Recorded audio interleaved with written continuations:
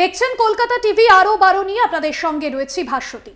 আর আরো 12 ভাস্বতীর সঙ্গে রয়েছে আমি অভিক। আর শুরুতে অভিক যে খবরে নজর রাখবো, রবিবাসরীয় প্রচার শুরু হয়েছে। ভোট ঘোষণার পরেই সকাল থেকে জনসংযোগে সমস্ত রাজনৈতিক দলের প্রার্থীরা, মূলত পদ্ম থেকে জোড়াফুল প্রার্থীরা, উত্তর থেকে দক্ষিণবঙ্গ পায়ে পায়ে প্রচারে ঝড় তুলছেন প্রার্থীরা।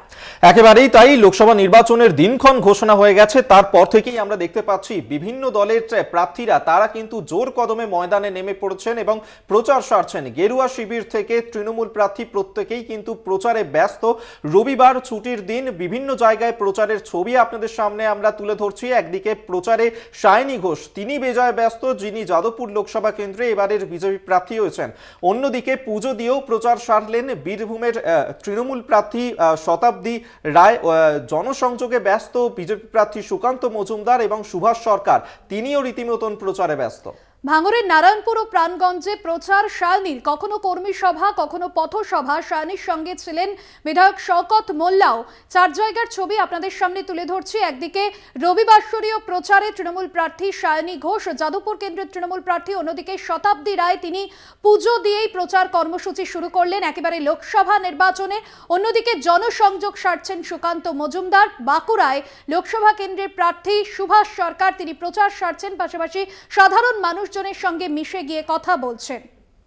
একেবারেই তাই, এবং এই প্রচারের ছবি তো আপনাদের সামনে আমরা তুলে ধরছি। এবং রবিবাসরীয় প্রচার সারছেন যাদবপুরের তৃণমূল প্রার্থী সায়নী ঘোষ। ভাঙড়ের নারায়ণপুর প্রাণগঞ্জে সেখানে প্রচার সারেন তিনি। আমরা সরাসরি সেখানেই নিয়ে যাব আপনাদেরকে। জাহাঙ্গীর হোসেন আমাদের সঙ্গে এই মুহূর্তে রয়েছেন প্রতিনিধি। জাহাঙ্গীর, জোর কদমে চলছে প্রচার, সায়নী ঘোষ তিনি প্রচারে ব্যস্ত।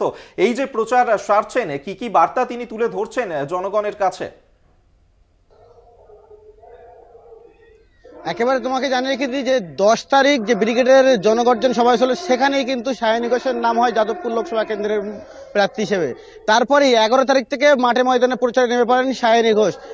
এই 7 দিনের মধ্যে সায়নী ঘোষ ভাঙড় ইতিমধ্যে 3 বার প্রচারে এসেছেন। আর আজকে ভাঙড় 1 নম্বর ব্লকের প্রাণগঞ্জ এবং নারায়ণপুর, এই দুটি অঞ্চলে প্রচার সারছেন। ভাঙড় বিধানসভার টোটাল 13টি অঞ্চল, 13টি অঞ্চলের মধ্যে 3টি অঞ্চল অন্যতম। এই 3টি অঞ্চলে আজকে প্রচার সারছেন, 2টি অঞ্চলে। তবে তিনি সাধারণ মানুষের কাছে পৌঁছাচ্ছেন, ছুটে যাচ্ছেন, কখনো দৌড়ে যাচ্ছেন, কখনো সাধারণ মানুষের হাত মেলাচ্ছেন, বুকে জড়িয়ে নিচ্ছেন। তবে সায়নী ঘোষ যখন যে মঞ্চে যাচ্ছেন, সেই মঞ্চে সায়নী ঘোষকে কিন্তু ফুল দিয়ে বরণ করা হচ্ছে এবং সাধারণ মানুষ তারা শাঁখ বাজাচ্ছেন, উলু দিচ্ছেন। একেবারে বলা যায় সায়নী ঘোষকে কাছে টেনে নিচ্ছেন এলাকার সাধারণ মানুষ। তবে তিনি বারবার প্রতিটা মঞ্চে যে কথাটা বলছেন যে 5টা বছরের জন্য তাকে সুযোগ দেওয়ার জন্য, তিনি বারবার যেটা বলছেন যে তিনি অভিনেত্রী কম নেত্রী বেশি। তার মানে তিনি আমি জানতে চাইবো, জনগণের সঙ্গে কথা বলছেন এবং এই যে প্রচার, সেখানে তো লোকসভা নির্বাচনে বেশ কিছু বিষয়ে জনগণের কাছে তুলে ধরতে হবে তাকে, যাতে ভোট দেওয়া হয় সেই বিষয় নিয়ে। সেক্ষেত্রে কোন কোন বিষয়গুলোকে তিনি জনগণের কাছে তুলে ধরছেন?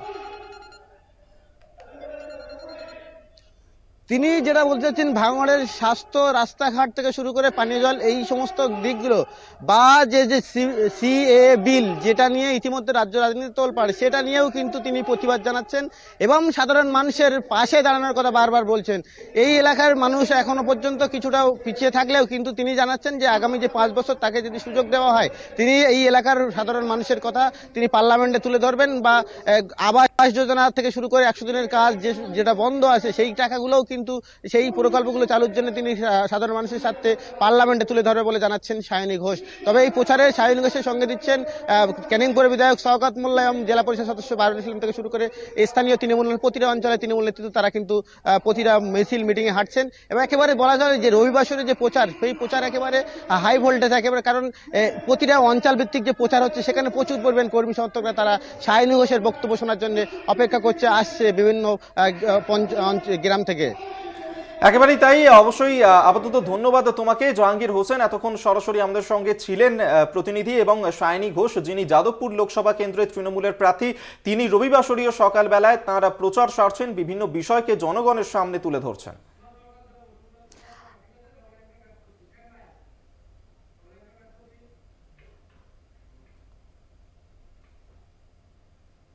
লোকসভা নির্বাচনের দিন ঘোষণার পরে রবিবাসরীয় প্রচার সারছেন তৃণমূল প্রার্থী থেকে শুরু করে বিজেপি প্রার্থীরা। অন্যদিকে বাঁকুড়ায় সুভাষ সরকার বিজেপি প্রার্থী, তিনি প্রচার সারছেন। কলকাতা টিভির প্রশ্নে যথেষ্টই অস্বস্তিতে পড়েছেন তিনি। বিক্ষুব্ধ বিজেপি কর্মীরা কি তার সঙ্গে আছেন, এমনটাই প্রশ্ন তুলেছিলেন কলকাতা টিভির প্রতিনিধি। একেবারে, এবং তার উত্তরে বেজায় অস্বস্তিতে পড়ে সুভাষ সরকার। তিনি বলেন যে এটা অবান্তর প্রশ্ন, বাঁকুড়ার মানুষ বিজেপিকেই চায়। কলকাতা টিভিকে এমনটাই বলেছেন বাঁকুড়ার বিজেপি প্রার্থী। কয়েক মাস আগেই ভাষতে আমরা যে ছবি দেখেছিলাম যে এই সুভাষ সরকার, যিনি বাঁকুড়ায় বিজেপির প্রার্থী হয়েছেন এবারে, তাকে কেন্দ্র করেই বিজেপির একাংশ তারা কিন্তু ক্ষোভ উগরে দিয়েছিলেন। তাকে তালাবন্দি করেও সেখানে বিজেপির একাংশ তারা সেখানে বিক্ষোভ দেখিয়েছিলেন, এবং আজকে যখন তাকে এই প্রশ্ন করা হয় তিনি বেজায় অস্বস্তিতে পড়েন। একদমই। স্বরূপ গঙ্গোপাধ্যায় রয়েছেন প্রতিনিধি। স্বরূপ, যে প্রশ্নের মুখোমুখি তিনি হয়েছেন এবং যথেষ্টই অস্বস্তিতে পড়েছেন, ঠিক কি ব্যক্ত করতে চাইলেন তিনি তার উত্তরে?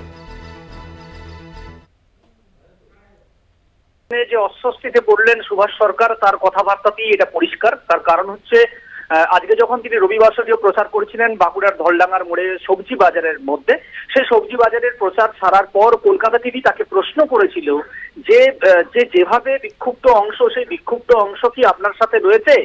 বাঁকুড়ার মানুষ বিজেপিকে চায়, বাঁকুড়ার মানুষ বিজেপিকে চায়। অবান্তর প্রশ্ন, এগুলো অবান্তর প্রশ্ন। যে বিজেপির সাংসদ, বিজেপির কেন্দ্রীয় শিক্ষা প্রতিমন্ত্রী, তার দলের লোকরা তার দলীয় কার্যালয়ের মধ্যে বেশ কয়েক মাস আগে তাকে তালাবন্দি করে রাখলেন। তাহলে যারা বিক্ষুব্ধ, যারা ক্ষোভ প্রকাশ করেছিলেন সুভাষ সরকারের প্রার্থী তালিকার ঘোষণা যাতে সুভাষ সরকারকে প্রার্থী যাতে না করা হয় বাঁকুড়া শহরের মাচানতলার বুকে, তার ছবিতে কালি লেপে জুতো মেরে বিক্ষোভ দেখিয়েছিলেন বিক্ষুব্ধরা, সেই বিজেপির একটা বিক্ষুব্ধ অংশ কি সুভাষ সরকারের সাথে রয়েছেন? তারা কি ভোট প্রচারে সামিল হবেন? এই প্রশ্নই জানতে চেয়েছিল কলকাতা টিভি। তবে সেই প্রশ্নের উত্তরে কিন্তু অস্বস্তির পড়ে যান সুভাষ সরকার।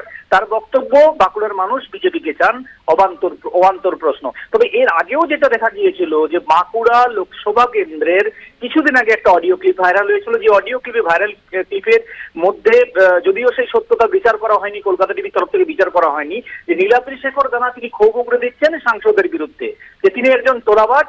যদি তিনি টিকিট পান, অর্থাৎ নীলাদ্রি শেখর দানাকে টিকিট দিলে নীলাদ্রি শেখর দানাকে মানুষ আস্তে আস্তে ভোট দেবে, এখানে একটা ক্ষোভ উগরে দিয়েছেন। গতকালকে যেটা দেখা গেল, বাঁকুড়া লোকসভা কেন্দ্রের ছাবনা স্টেশনে দুটো ট্রেনের স্টপেজ দেওয়াকে কেন্দ্র করে বিজেপির একটা অংশ ক্ষোভ প্রকাশ করলেন। কারণ বাঁকুড়া লোকসভার সাংসদ, তিনি কেন্দ্রীয় শিক্ষা প্রতিমন্ত্রী, তিনি রেলের আমন্ত্রণে সেখানে রেলের স্টপেজ নিয়ে তিনি ছাবনা স্টেশনে গিয়েছিলেন। সেই জায়গায় দাঁড়িয়ে বিজেপির একটা অংশ বলছেন এখানে সুভাষ সরকারের নাম না করে বলছেন ঘোলা জলে মাছ ধরতে এসেছেন। এই যে বিজেপির অন্দরে একটা চাপ, তার সাথে সাথে তৃণমূলের উন্নয়ন, এই দুটোকে সামাল দিতে একদমই স্বরূপ, এবং আমাদের প্রতিনিধির মুখোমুখি হয়ে তিনি যথেষ্টই প্রশ্নের উত্তরে অস্বস্তিতে পড়েছেন। আপাতত ধন্যবাদ তোমায়। একেবারেই ভাষ্যতে এই প্রশ্ন যখন করা হয় যে বাঁকুড়ার বিজেপি কর্মীরা তারা কি তার সঙ্গে রয়েছেন, এই প্রশ্নের উত্তরে সুভাষ সরকার তিনি ঠিক কি বলেছেন শোনাবো আপনাদের। তিনবার এটা নিয়ে আপনার তিনবার লড়াই। হ্যাঁ, মানুষ চাইছে বিজেপিকে। আমি প্রধানমন্ত্রী নরেন্দ্র মোদীর হয়ে ভোট চাইতে এসেছি এবং নরেন্দ্র মোদী সবাইকে প্রণাম জানিয়েছেন, এই বার্তা দিতে এসেছি। আমি আপনাকে তালাবন্দি করে রাখা হয়েছিল, সেই লোকরা কি আপনার সাথে রয়েছে? এগুলো সব অবান্তর কথা, এ নিয়ে কিছু বলে লাভ নেই। বাঁকুড়ার মানুষ বিজেপিকে চাইছে, বিক্ষুব্ধরা আপনার সাথে, বাঁকুড়ার মানুষ বিজেপিকে চাইছে, আর কোনো কথা নেই। বিক্ষুব্ধরা কি আছে আপনার সাথে? বাঁকুড়ার মানুষ বিজেপিকে চাইছে, সমস্ত বাঁকুড়া বিজেপির সমস্ত কার্যকর্তা চাইছে। কিভাবে প্রচার করবেন সেটা দেখতে পাবেন। কিভাবে প্রচার করছেন দেখতে পাচ্ছেন তো কিভাবে প্রচার করছি, সমস্ত মানুষের কাছে যাচ্ছি।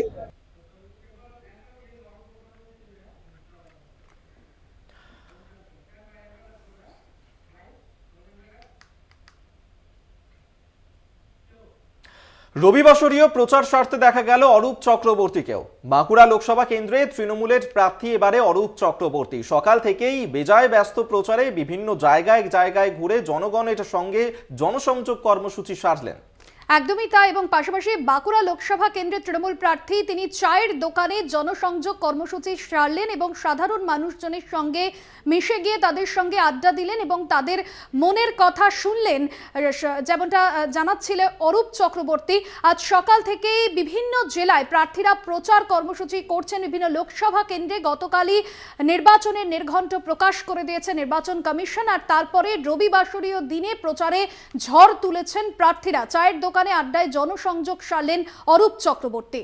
একেবারেই তাই, লোকসভা নির্বাচনের খুব একটা আর বেশি দেরি নেই এবং প্রথম দফায় ভোট হবে 19শে এপ্রিল। তার আগে কিন্তু এই মুহূর্তে উত্তরবঙ্গ থেকে দক্ষিণবঙ্গ সব জায়গাতেই প্রচারে ঝড় তুলেছেন প্রার্থীরা। সেই ছবি আমরা দেখতে পাচ্ছি বাঁকুড়াতেও। বাঁকুড়া লোকসভা কেন্দ্রের তৃণমূল প্রার্থী অরূপ চক্রবর্তী, তাকে দেখাচ্ছি এবং সকাল থেকেই তিনি বেজায় ব্যস্ত প্রচার কর্মসূচি সারতে এবং মানুষের কাছে যাচ্ছেন, তাদের বিভিন্ন সমস্যার কথা তিনি শুনছেন এবং সেই ক্ষেত্রে লোকসভা নির্বাচনে তিনি জিতলে কি কি প্রতিশ্রুতি দিচ্ছেন পূরণ করার জন্য সেই দিকেও কিন্তু বিশেষভাবে নজর থাকছে। কারণ বাঁকুড়ার মানুষের বেশ কিছু অভিযোগ সেখানে ছিল এবং চায়ের দোকানে সেখানে আড্ডা দিতে দেখা গেল অরূপ চক্রবর্তীকে। জনসংযোগ কর্মসূচি সারলেন তিনি, চা খেলেন, মানুষজনের সঙ্গেও তিনি কথা বলেন। রবিবাসরীয় প্রচারে এই ছবিটাই ধরা পড়ল বাঁকুড়াতে। বাঁকুড়া লোকসভা কেন্দ্রের তৃণমূল প্রার্থী অরূপ চক্রবর্তী, তাকে দেখা গেল প্রচার সারতে।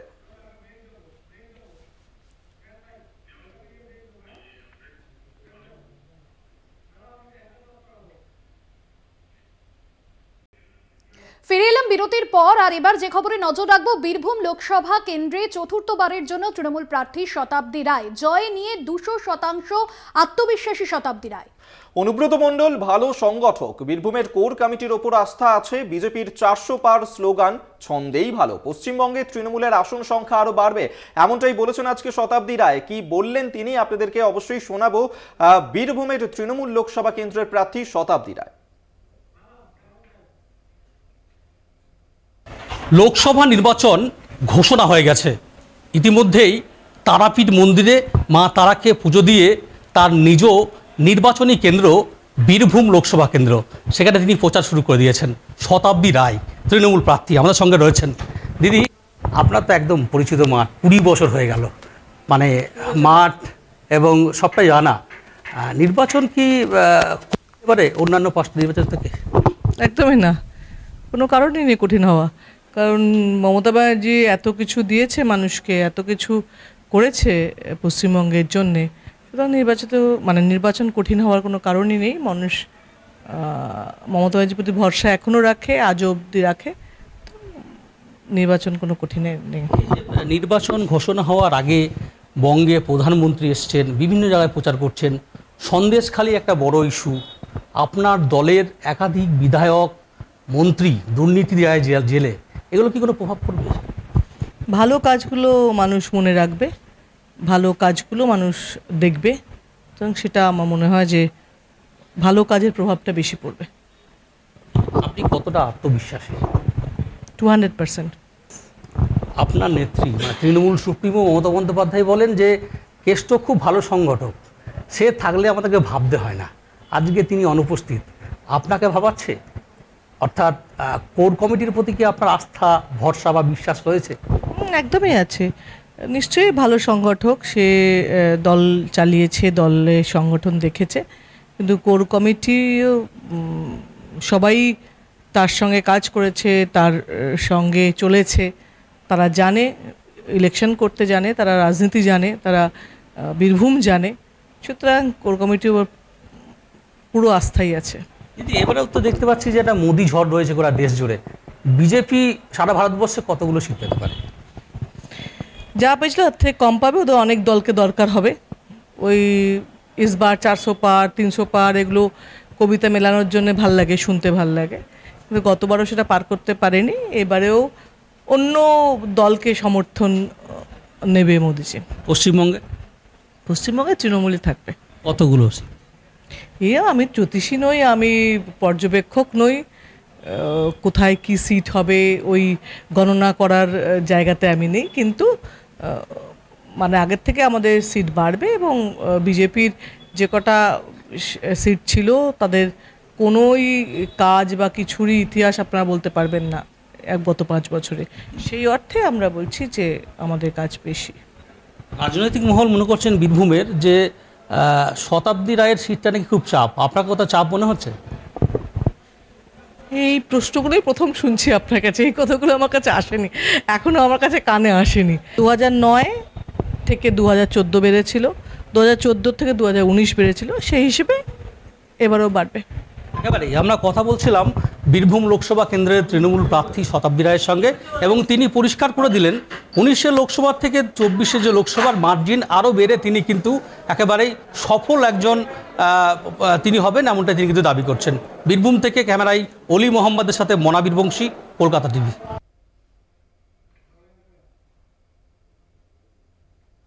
বালুরঘাটে বিজেপি প্রার্থী সুকান্ত মজুমদার তিনিও আজ সকাল সকাল প্রচার সারলেন। জনসংযোগে বিজেপি প্রার্থী সুকান্ত মজুমদার বাজারে ক্রেতা বিক্রেতাদের সঙ্গে কথা বলেন। পাশাপাশি সুকান্ত মজুমদার জয়ের ব্যাপারে আত্মবিশ্বাসী। কলকাতা টিভির মুখোমুখি হয়ে কি বলেছেন সুকান্ত মজুমদার, শুনুন।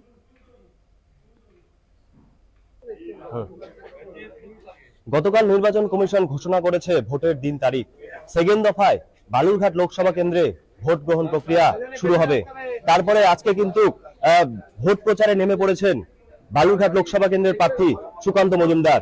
আমরা একবার সুকান্ত দার সাথে কথা বলার চেষ্টা করব।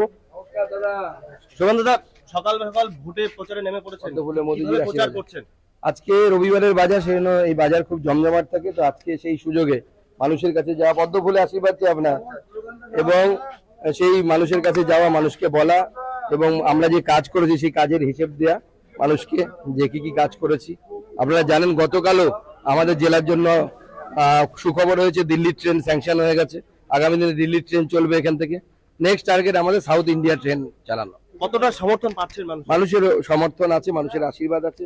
নমস্কার দাদা, আমরা বিপুল ভোটে বিজয়ী হব। গত বছর আপনি প্রায় 19 লোকসভা নির্বাচনে 33,000 ভোটে জয়লাভ করেছিলেন। এবার যদি জয়লাভ করেন কত ভোটে? গতবার 34,000 ভোটে আমরা প্রায় জয়লাভ করেছিলাম। এবার এটা 1 লাখের উপরে যাবে মানুষের আশীর্বাদে। একদমই সুকান্ত মজুমদার কিন্তু আশাবাদী যে তিনি একটা ভালো মার্জিনে ভোটে জয়লাভ করবেন। দক্ষিণ দিনাজপুর জেলায় বালুরঘাটের তহবাজার থেকে সুমন ভৌমিক, কলকাতা টিভি। বাঁকুড়ার সোনামুখী বোর্ডিং মাঠে তৃণমূলের জনসভা। উপস্থিত ছিলেন বিষ্ণুপুর লোকসভা কেন্দ্রের তৃণমূল প্রার্থী সুজাতা মণ্ডল, পাশাপাশি কল্যাণ বন্দ্যোপাধ্যায় সহ অন্যান্য তৃণমূল নেতৃত্বরা। একেবারেই, এবং সেই মঞ্চেই বক্তব্য রাখতে গিয়ে কল্যাণ বন্দ্যোপাধ্যায় তিনি কড়া বার্তা দিলেন দলীয় নেতৃত্বদের জন্য। তিনি বললেন, আগামী 25শে মে পর্যন্ত সকল কর্মীদেরকে দাঁতে দাঁত দিয়ে লড়াই করতে হবে। যারা জেলা পরিষদের মেম্বার রয়েছে তারা আগামী 25শে মে পর্যন্ত জেলা পরিষদে যাওয়ার দরকার নেই। যারা পঞ্চায়েত সমিতির মেম্বার রয়েছেন তাদের আগামী 25শে মে পর্যন্ত সমিতিতে যাবার দরকার নেই। যারা পঞ্চায়েতে রয়েছেন পঞ্চায়েতে যাওয়ারও দরকার নেই। অনেক অফিসার আছে, তারাই সেই বিষয়ে চিন্তা করে কারণ নেই। মফিজুল রয়েছেন আমাদের প্রতিনিধি ফোন লাইনে। মফিজুল, সুজাতা মণ্ডল আজ তৃণমূলের একটি সভায় উপস্থিত ছিলেন এবং সেখান থেকে বাঁকুড়ার মানুষজনের জন্য কি বার্তা দিলেন? দেখো, সভা থেকে কল্যাণ বন্দ্যোপাধ্যায় দলীয় কর্মীদের কড়া নির্দেশ দেন যে লোকসভা ভোট পর্যন্ত পঞ্চায়েত এবং পঞ্চায়েত সমিতি এবং জেলা পরিষদের প্রার্থীদের এবং যারা জয়লাভ করেছে তাদেরকে জেলা পরিষদ এবং পঞ্চায়েত সমিতি যাওয়ার দরকার নেই। দলীয় কর্মীর এদের নির্দেশ দেন যে তিনি এই সুজাতা মণ্ডলকে জয়লাভ করার জন্য তারা ডোর টু ডোর ক্যাম্পেনিং সহ বিভিন্ন কাজ করবেন এবং এই সব দায়িত্ব সামলে নেবেন সরকারি আধিকারিকরা। এইভাবেই তিনি বলেন। পাল্টা এনাকে কটাক্ষ করেন বিজেপি বিধায়ক দেবাকর ঘরামি। তিনি বলেন, তৃণমূলের যারা ক্যান্ডিডেট, যারা জয়লাভ করেছে তারা মানুষের পাশে থাকে না, তারা এই কাজই করে থাকে, শুধু জয়লাভ করে এবং মানুষকে ভুলে যায়। সেই ধন্যবাদ জানাবো।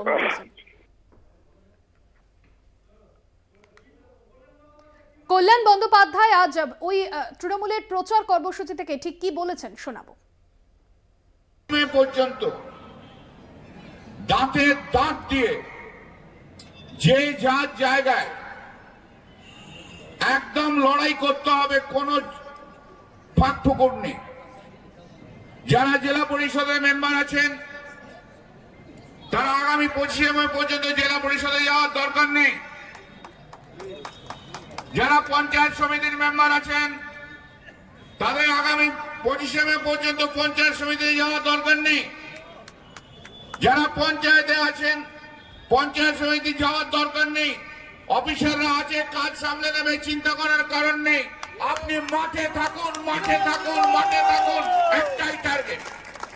সমস্ত কর্মীদের আর অন্য কোনো দিকে তাকানোর নেই, তাকানো শুধু 25শে মে বিষ্ণুপুর পার্লামেন্টের নির্বাচন, প্রার্থী সুজাতা মণ্ডল, তৃণমূল কংগ্রেসের মমতা বন্দ্যোপাধ্যায়ের প্রতিনিধি। আগামী দিনে ভারতবর্ষের লোকসভায় তাকে নিয়ে যেতে হবে। সময় এখন একটা বিরতির। ফিরছি বিরতির পর, সঙ্গে থাকুন। ফিরে এলাম বিরতির পর, আর এবার যে খবরে নজর রাখবো, সিবিআইয়ের জালে শেখ শাহজাহানের ভাই শেখ আলমগীর। ইডির উপর হামলা গত 5ই জানুয়ারি, আর তার জন্যই গ্রেফতার করা হয় শেখ শাহজাহানের ভাই সহ 3 জনকে। ইতিমধ্যেই তাদেরকে আদালতে নিয়ে যাওয়া হয়েছে। একেবারেই তাই বাসন্তী, এবং গতকালই যে ছবি আমরা দেখেছিলাম, শেখ শাহজাহানের ভাই আলমগীর সহ এই 3 জনকে দীর্ঘক্ষণ ধরে ম্যারাথন জিজ্ঞাসাবাদ করেন সিবিআইয়ের আধিকারিকরা, তারপরেই তাদেরকে গ্রেফতার করা হয়। আর আজ এই মুহূর্তে তাদেরকে বসিরহাট মহকুমা আদালতে নিয়ে যাওয়া হয়েছে।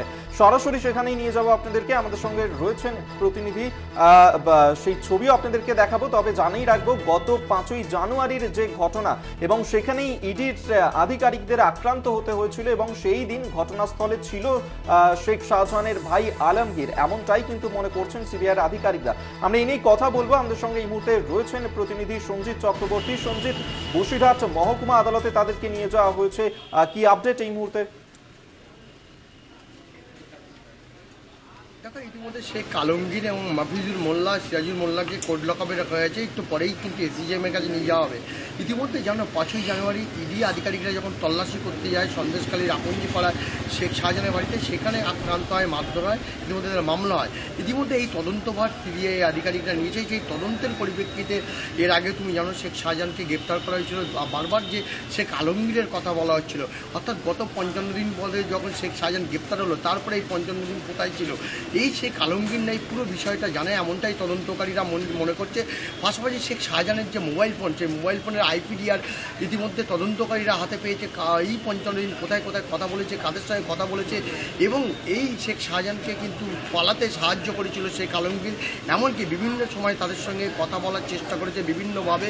এই 55 দিন এই তদন্তকারীরা সেই তদন্তের কিন্তু ইতিমধ্যে জানো তুমি, গতকালকে যখন শেখ আলমগীর সহ মাফিজুল মোল্লা, সিরাজুল মোল্লাকে যখন সিবিআই তদন্ত আধিকারিকরা তদন্ত করে, জিজ্ঞাসা তদন্ত করে, কিন্তু তারা স্বীকার করে, তারপর তাদেরকে গ্রেপ্তার করা হয়। আজকে 14 দিনের হেফাজতে নেওয়ার জন্য সিবিআই আধিকারিকরা ঘটনাস্থলে এসেছে। পাশাপাশি তার আইনজীবী এসেছে, আর এখনো মধ্যে কোর্ট লকআপে রয়েছে। ফুল টার্ম অর্থাৎ 14 দিনের সিবিআই হেফাজত চাইবে, এমনটা সিবিআই সূত্রের খবর। পাশাপাশি এই শেখ আলমগীরের বিরুদ্ধে কিন্তু একাধিক অভিযোগ রয়েছে, যেটা বারবার তদন্তকারীরা বলছেন যে এই শেখ আলমগীর নাকি বিভিন্ন সময় শেখ শাহজাহানের সঙ্গে 55 দিন কথা বলেছেন একাধিকবার, এবং তাকে পালাতে সাহায্য করছেন। বিভিন্ন সম্পর্ক তার এই 55 দিনের মধ্যে। সঞ্জিত, এখানেই তোমার কাছে আরো একটা বিষয় জানতে চাইবো, যে শেখ আলমগীর তিনি বারবার যখন সংবাদ মাধ্যমের মুখোমুখি হয়েছিলেন, তিনি বলেছিলেন যে তার দাদা শেখ শাহজাহানের সঙ্গে তার কোনো রকম ভাবেই যোগাযোগ নেই, তিনি জানেন না শেখ শাহজাহান এই 55 দিন ধরে কোথায় ছিলেন, কোথায় রয়েছেন, ফোনেও এমনকি তার সঙ্গে কোনোভাবেই যোগাযোগ হয়নি। সেক্ষেত্রে সিবিআই দাবি করছে যে শেখ শাহজাহানের সঙ্গে তার যোগাযোগ ছিল। এক্ষেত্রে কি কোনো তথ্য প্রমাণ এখনো পর্যন্ত সিবিআইয়ের হাতে উঠে এসেছে? দেখো, ইতিমধ্যে শেখ আলমগীরের মোবাইল ফোন কিন্তু সিজ করা হয়েছে, যেটা সিবিআই সূত্রের খবর। এই মোবাইল ফোন থেকে কিন্তু একাধিক কল লিস্ট পরীক্ষা করা হয়েছে। ইতিমধ্যে তদন্তকারীরা যেটা পেয়েছে, গত 55 দিন যেটা বারবার সংবাদ মাধ্যমের কাছে দাবি করছিল তার দাদার সঙ্গে কোনো সম্পর্ক নেই, এবং তিনি কোথায় আছেন তাও যায় না, তিনি আইনের দ্বারস্থ হয়েছেন, বারবার যে একাধিকবার তিনি কিন্তু মিডিয়ার সামনে এসে বলেছেন। কিন্তু তদন্তকারীরা মনে করছেন শেখ শাহজাহানকে যখন নিজেরা হেফাজতে নিয়েছে, অর্থাৎ সিবিআই আধিকারিকরা ইতিমধ্যে শেখ শাহজাহানের হেফাজতে নিয়েছে, সেই হেফাজতে থাকাকালীন কিন্তু বিভিন্ন সেই তথ্য উঠে এসেছে। অর্থাৎ আজকে যখন সিবিআই হেফাজতে নেমে শেখ আলমগীরকে এবং শেখ শাহজাহান শেখ আলমগীরকে সামনাসামনি বসিয়ে অর্থাৎ জেরা করে নতুন তথ্য সন্ধানে কিন্তু সিবিআই তদন্তকারীরা এমনটা মনে করছে। কেন্দ্রীয় তদন্তকারী একেবারেই সঞ্জিত, অবশ্যই এদিকে আমাদের নজর থাকবে। আজ নিজেদের হেফাজতে চাইবে সিবিআই এর আধিকারিকরা এই 3 জনকে, সেই ক্ষেত্রে কতদিনের জন্য তাদের সিবিআই হেফাজত হয়, অবশ্যই সেদিকে নজর থাকবে। আপাতত ধন্যবাদ সঞ্জিত তোমার। ইতিমধ্যেই ধৃতদের বসিরহাট আদালতে নিয়ে যাওয়া হয়েছে, আর কিছুক্ষণের মধ্যেই তাদেরকে আদালতে তোলা হবে। সিবিআইয়ের জালে শেখ আলমগীর গত 5ই জানুয়ারি ইডির ওপর হামলার ঘটনায় শেখ শাহজাহানের ভাই সহ আরও 2 জনকে গ্রেফতার করা হয়েছে। এখনো পর্যন্ত এই ঘটনায় 14 জনকে গ্রেফতার করেছে সিবিআই।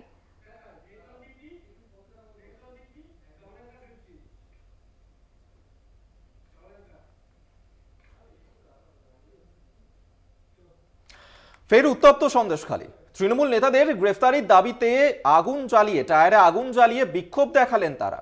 সন্দেশখালীর রামপুর বাজারে বিক্ষোভ দেখাচ্ছেন গ্রামবাসীরা এবং তারা যে দাবি করছেন, রামপুর 2 নম্বর গ্রাম পঞ্চায়েতের প্রধান হাজি সিদ্দিক মোল্লা, তৃণমূল নেতা হাসিন মোল্লা, জুলফিকার মোল্লা সহ বেশ কয়েকজন তৃণমূল নেতা এলাকার মানুষদের বলপূর্বক জমি দখল করে রেখেছে। এই অভিযোগেই তারা আজ সকাল থেকে বিক্ষোভ দেখাচ্ছেন, স্লোগান তুলে রাস্তা আটকে অবরোধ করে বিক্ষোভ দেখাচ্ছেন গ্রামবাসীরা একেবারেই। এবং ফের একবার উত্তপ্ত হয়েছিল সন্দেশখালীতে শাসক দলের নেতাদের বিরুদ্ধেই একবার অভিযোগ তুলে সরব হয়েছেন সেখানকার গ্রামবাসীরা। টায়ারে আগুন জ্বালিয়ে বিক্ষোভ দেখালেন। রামপুর বাজারের ছবি এই মুহূর্তে দেখাচ্ছি আপনাদেরকে। সেখানেই বিক্ষুব্ধ গ্রামবাসীরা যে অভিযোগ তুলছেন যে জমি দখল করা হয়েছে তাদের, সেই ছবি আপনারা দেখছেন। সরাসরি রয়েছেন আমাদের প্রতিনিধি সঞ্জিত চক্রবর্তী। সঞ্জিত, ইতিমধ্যে আমরা যে ছবি দেখেছি, সন্দেশখালীতে জমি ফেরতের কাজ কিন্তু শুরু হয়ে গেছে সেই প্রক্রিয়া। তবে এই গ্রামবাসীরা যারা অভিযোগ করছেন যে এখনো পর্যন্ত তাদের জমি দখল করে রেখেছে, কি বলছেন, কি অভিযোগ তাদের? গতকাল শনিবারের পর আজকে রবিবার সকাল থেকে ফের উত্তপ্ত হয়েছে সন্দেশখালী। বিশেষ করে সন্দেশখালীর যে সরবেরিয়া ধামাখালী রোড, যে রামপুরে এলাকায় যে যেখানে বেরমজুর 2 নম্বর গ্রাম পঞ্চায়েতের যে প্রধান রয়েছে হাজি সিদ্দিকি, তার বিরুদ্ধে অভিযোগ জোর করে 3 বছর ধরে যে জমি দখল করে রেখেছে, এমনকি জমিতে নোনা জাল ঢুকিয়ে যেখানে মাছ চাষ করছে। এই অভিযোগের ভিত্তি থেকে গতকালকে যেমন দফায় দফায় তারা বিক্ষোভ দেখিয়েছিল, আজকে সকাল থেকে জমি, গতকালকে যেমন ছিল 100 দিনের টাকা তারা পাচ্ছেন না, আজকে সকাল থেকে জমি। তুমি ইতিমধ্যে জানো যে বসিরহাট পুলিশ জেলার পক্ষ থেকে বেশ কয়েকটি জায়গায় অভিযোগ কেন্দ্র খোলা হয়েছিল, সেখানে একাধিক অভিযোগ জমা পড়েছে। পাশাপাশি বিজেপির তরফ থেকে কিন্তু একটি সেবা কেন্দ্র খোলা হয়েছে। পাশাপাশি এই ঘটনায় কিন্তু এলাকায় নতুন করে উত্তপ্ত হয়েছে। তাদের যে অভিযোগ, মূলত তাদের আজকে সকাল থেকে সরবেরিয়ার যে রামপুর বাজার রয়েছে, সেই বাজারে কিন্তু রাস্তার ওপর টায়ার জ্বালিয়ে গ্রামবাসীরা বিক্ষোভ দেখাচ্ছে। তাদের যেটা দাবি, অবিলম্বে তাদের জমি ফেরত দিতে হবে, সেই দাবিতে কিন্তু তাদের এই প্রতিবাদ বিক্ষোভ শুরু হয়েছে। যে জমি দীর্ঘদিন ধরে এই হাজি সিদ্দিকি তার জমি দখল করে রেখেছে এবং জমি দখল করে বেআইনিভাবে সেখানে মাছ চাষ করছে এবং এমনকি লিজের টাকা দিচ্ছে না, এই অভিযোগের ভিত্তিতে কিন্তু দখল করেছে। কিন্তু তুমি জানো, পুলিশ অভিযোগ কেন্দ্রের বিভিন্ন জায়গায় অভিযোগ কেন্দ্র খোলা হয়েছে, সেখানে বিভিন্ন অভিযোগ জমা পড়েছে। এর মধ্যে তোমাকে আরেকটা কথা বলে যাচ্ছি, বেশ কিছু জমা যেখানে কাগজপত্র পড়লো, বেশ কিছু কিন্তু জাল দলিল জমা পড়েছে। অত্যন্ত তাৎপর্যপূর্ণ বিষয় এই অভিযোগটা, কিন্তু সেটাও বিশেষ করে ভিডিও দেখছেন এবং বিএলআরও দেখছেন যে এই অভিযোগ কতটা সত্যতা। কিন্তু ইতিমধ্যে কিন্তু এই বিশেষ করে হাজি সিদ্দিকির বিরুদ্ধে যে অভিযোগটা, যে বিভিন্ন সময় তারা ভয় দেখিয়ে, একদমই সঞ্জিত, আর সেই জায়গা থেকে এই 3 জন তৃণমূল নেতা যাদের বিরুদ্ধে অভিযোগ আনছেন গ্রামবাসীরা, জমি জোর করে দখল করে রাখা হচ্ছে, তাদেরকে গ্রেফতারের দাবি জানিয়েছেন। ধন্যবাদ জানাবো। সরাসরি প্রতিনিধি ছিলেন সঞ্জিত চক্রবর্তী।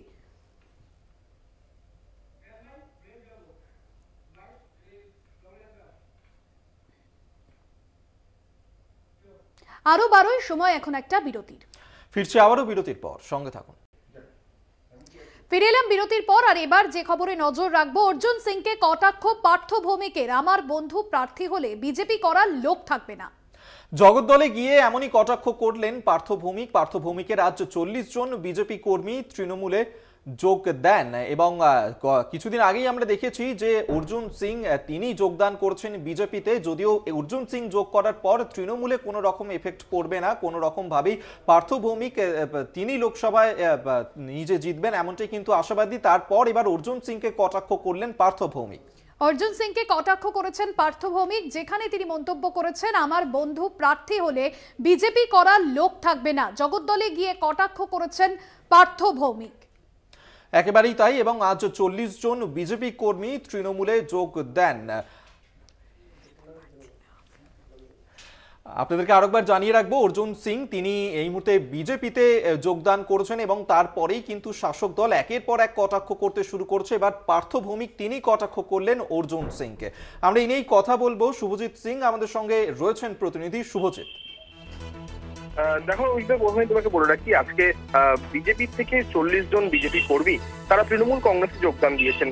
গত পরশুদিনই বিজেপিতে যোগদান করেছেন ব্যারাকপুরের সাংসদ অর্জুন সিং, এবং তার যোগদান করার পরেই কিন্তু বিজেপি দুটো শ্রেণীর মানুষ দুভাগ হয়ে গেছে। এক শ্রেণীর মানুষ যেমন প্রথম দিন থেকে বলছিলেন সাংসদ অর্জুন সিং যদি প্রার্থী হয় তাহলে আমরা কিন্তু সাংসদ অর্জুন সিংকে প্রার্থী হব না, মানবো না। তারপরে কিন্তু আজকে রবিবার সরিয়ে এই তৃণমূল কংগ্রেসের প্রচারে রীতিমতো পার্থ ভৌমিকের হাত ধরে 40 জন বিজেপি কর্মী যারা তৃণমূল কংগ্রেসের হাত ধরেছেন এবং আগামী দিনে নির্বাচনে তারা সক্রিয়ভাবে দেখা যাবে বলে পার্থ ভৌমিক জানিয়েছেন। গতকালকে সাংবাদিক বৈঠক করে জগৎ দলের দলীয় যে কার্যালয় রয়েছে বিজেপি, সেখান থেকে অর্জুন সিং বলেছেন যে পার্থ ভৌমিককে নিজের বিধানসভা থেকেই আমি হারাবো, যদি আমাকে দল প্রার্থী করে তাহলে কিন্তু এই নৈহাটি বিধানসভা থেকে গতবারেও যেরকম হারিয়েছিলাম আজকে এবারেও কিন্তু তাকে হারাবো যদি আমাকে দল প্রার্থী করে। সেই কথা রেখেই এবারে চ্যালেঞ্জ করে নিয়ে পার্থ ভৌমিক আজকে 40 জন বিজেপি কর্মীকে তারা যোগদান করে তৃণমূল কংগ্রেসে। স্বাভাবিকভাবেই ব্যারাকপুরে বিজেপি শুভজিৎ যে বিষয়টা জানতে চাইবো যে কোথাও গিয়ে কি তাহলে পার্থ ভৌমিক এটা বোঝাতে চাইলেন যে অর্জুন সিং তিনি বিজেপিতে যোগদান করছেন বলে বিজেপি ছেড়ে লোকজন যারা তৃণমূলে চলে আসছে? একদমই ঠিক তাই, এটা পার্থ ভৌমিক এক প্রকার সেই কথাই বোঝালেন। কারণ অর্জুন সিংকে যখন বিজেপির বেশ কিছু কর্মীরা মানছিলেন না, সেই সব বিজেপি কর্মীদের একত্রিত করে তারা কিন্তু তৃণমূল কংগ্রেসে নিয়ে আসে। তুমি জানো কিছুদিন আগে নৈহাটিতে রাজ্য বিজেপি মহিলা মোর্চার সভানেত্রী ফাল্গুনী পাত্র তিনিও বলেন যে অর্জুন সিং যদি দলে আসেন সেটা কেন্দ্রীয় নেতৃত্বের ব্যাপার, কিন্তু অর্জুন সিং যদি প্রার্থী হন তাহলে কিন্তু আমরা মানবো না। সেই কথাকে যদি ধরা যায় সেই হিসাবেই পার্থ ভৌমিক কিন্তু আজকে সেই বিজেপি কর্মীদের একেবারে শুভজিৎ অবশ্যই নজর থাকবে। আপাতত ধন্যবাদ তোমায়। কি বলেছেন পার্থ ভৌমিক শোনাবো।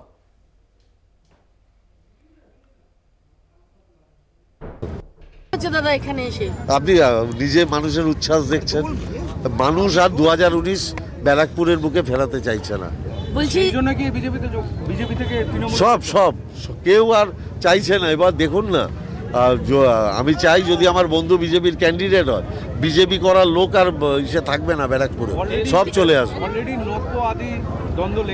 আমি ওসব জানি না। অর্জুন সিং যদি বিজেপির ক্যান্ডিডেট হয়, বিজেপি করার লোক ব্যারাকপুরে থাকবে না, দলে দলে সব উল্টো দিকে চলে আসবে।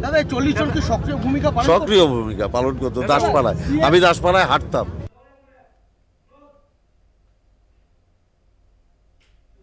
আরো বারো এখনকার মতো এই পর্যন্তই। দেখতে থাকুন কলকাতা টিভি, রাত দিন 7 দিন।